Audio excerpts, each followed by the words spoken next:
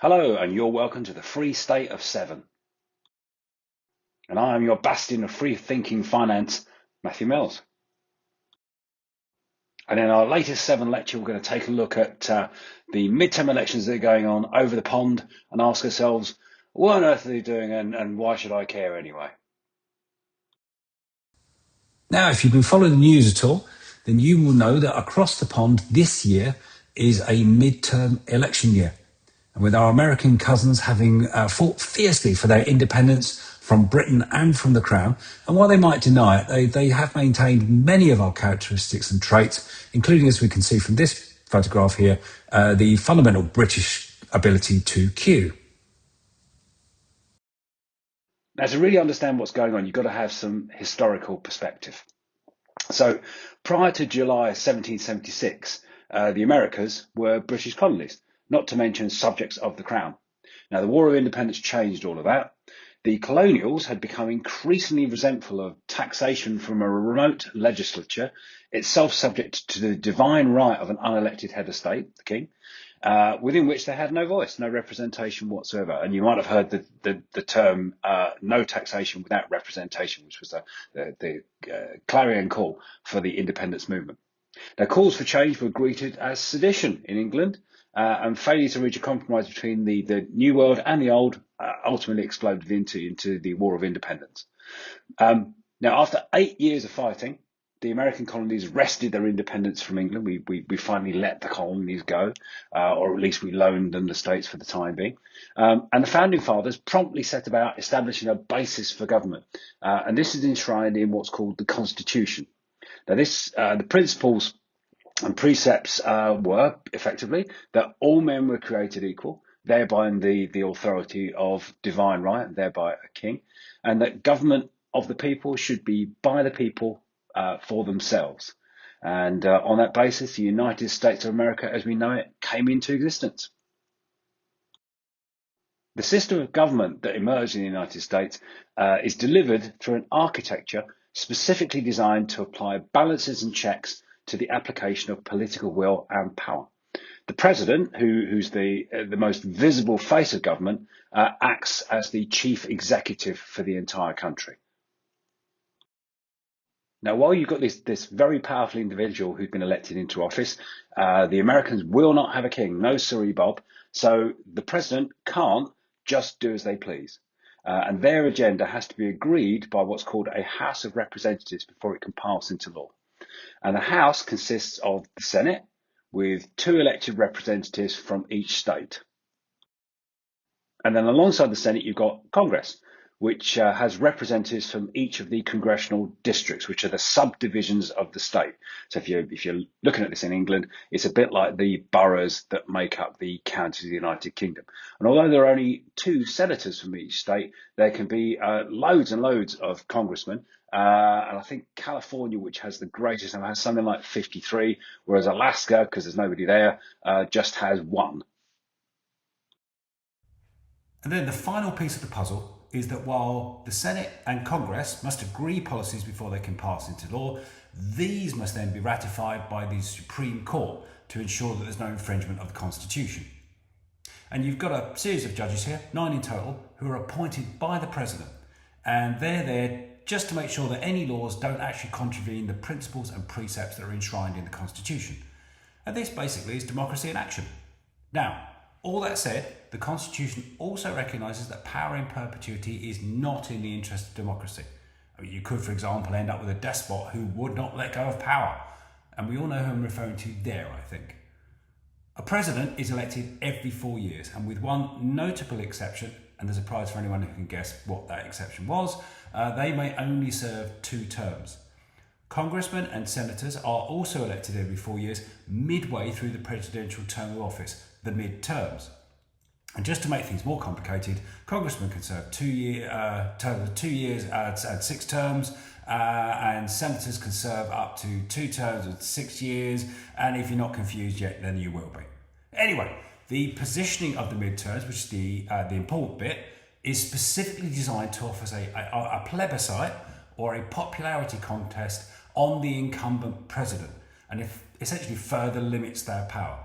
So if you don't like what the incumbent president is doing, or you don't like them personally, for example, you can exercise your political power as a member of this democracy and show how you feel about it during the midterms. Now, while the system of government in the United States appears dreadfully complicated, at least party politics, superficially at least, presents overarching simplicity. And that's basically because there's only two parties. That's the Republicans and the Democrats. Now, representatives, whether they're in the Senate or Congress, will almost invariably be a member of one or other party. There's a few independents, but too few to mention. Now, the parties themselves will also go on to select their presidential candidate that's going to represent their agenda in the presidential elections that happen every 4 years. Broadly speaking, if you're trying to separate out the difference between the two, because the policy lines often get a little bit blurred, it's hard to tell them apart sometimes. Republicans tend to be associated with a more conservative agenda, low taxation, supportive of commercial interests, with less intervention from the state and less regulation, kind of letting companies kind of get on with it on their own. Democrats, on the other hand, tend to be a little bit more left-leaning. They tend to be committed to higher public spending, particularly on areas like welfare, and therefore higher levels of taxation. And they're also typically also more supportive of greater state intervention, particularly on commercial interests and investment markets through regulation. So after our whistle-stop tour through the impact of the Constitution, it's time for a quick attention break. And as if the system of government wasn't exhausting enough, it transpires that the process of reaching the design of the United States flag was fairly tortuous as well. And they took 27 goes to actually get to it. Another startling statistic there, brought to you by Seven. And the question that's probably bubbling up in you at this point is, so what? Well, the movements of political power in the United States matter. They do so because they set the tone for the entire planet, like it or not. The president presides oversight to the largest economy in the world, and that makes up more than half of total capitalization. All the money in the world and all the transactions and machinations, over 50% of it is basically the United States alone. This financial strength also underpins much of global trade, because most of that is actually conducted in dollars, which will be underwritten by United States banks. And as if that wasn't enough, these pervasive national interests are then projected and protected by unrivaled military might, the United States being the new Roman Empire, basically. So while sometimes it seems remote, obscure, and even strange to those of us who look at over the pond at the colonies, developments on Capitol Hill in Washington impact us and our investments in a very real and very tangible way.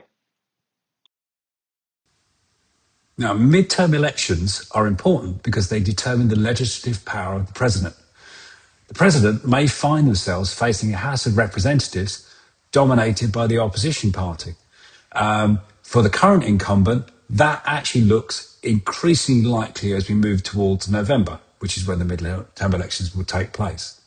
From a legislative perspective, this effectively renders the chief executive powerless domestically. They'll be unlikely to be able to press any part of their agenda for the remaining 2 years of their term, mainly because the opposition in Congress and Senate will be able to block them. Now, the midterm elections could also have an important impact on investment markets. So a positive result for the Democrats in the House of Representatives is likely to be perceived by investors as less supportive of business, because they tend to be the party of higher taxation and higher regulatory burdens, and therefore investment markets might tend to respond to that in a more cautious way. And with US midterm elections literally just a few months away, there's a whistle-stop tour of their system of government. But what have we learned? Well, US government is based upon the Constitution. That's a series of rules that were laid down for the governance of US society shortly after the War of Independence, which I guess is when we let the colonies go. Anyway, any laws that want to be passed by the executive branch or the president must be agreed by the House of Representatives. And that's representatives, elected members from each and every state. There are two main parties, that's the Republicans and the Democrats, And with elections midway through the presidential's 4-year term, this is kind of like a barometer, a check on the population and how they feel the president is doing in their job. Now, with Congress dominated by the opposition party, which is entirely likely and indeed possible in this midterm election, this renders the president powerless. As far as investors are concerned, investment markets tend to respond well to outcomes that promote stability. And given the current incumbent in the White House and what we've just said, you can make of that what you will. And as we head off into twilight's last gleaming, it just remains for me to give a big shout out to all of our colonial friends under the Star Spangled Banner, and just to remind you that this video is intended to inform, to educate, and to entertain, and most certainly does not represent advice in any way, shape, or form. And on that note, we'll see you next time.